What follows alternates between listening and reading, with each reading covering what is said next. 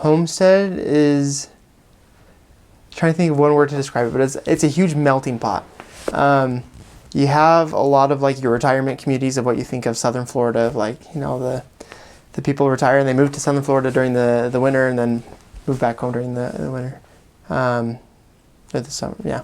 But there's also a lot of different communities of, you know, you have your African American communities and you have your Cuban communities, and just everyone kind of congregates there in Homestead and around is the neighboring village, or not village, city.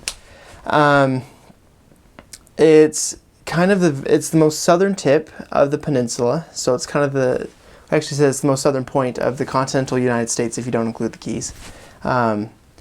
It's, I don't know how many miles, but it kind of goes like, you come out of Miami, you're going to hit Homestead right before you hit the Keys. So anyone that's visited the Keys has been through Homestead, they just don't know it.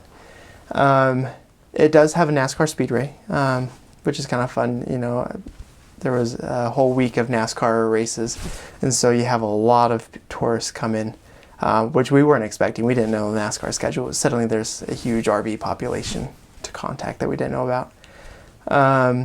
As well, there's the Air Force Base there in Homestead, and so we had a lot of military servicemen and their families that we were able to teach and contact and get to know.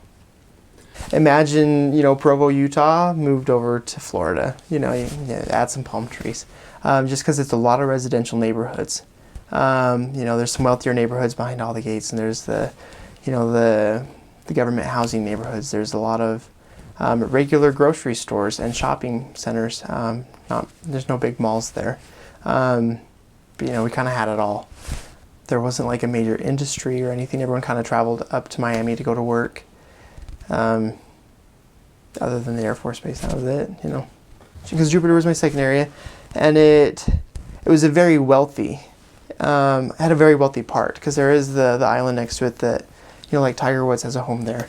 And so there was a lot of wealth on that island, and then you come off onto the mainland and you have the same thing as Homestead, and that it's you have a mixing pot of different cultures and different economic statuses, and, you know, so you get a lot of everything there.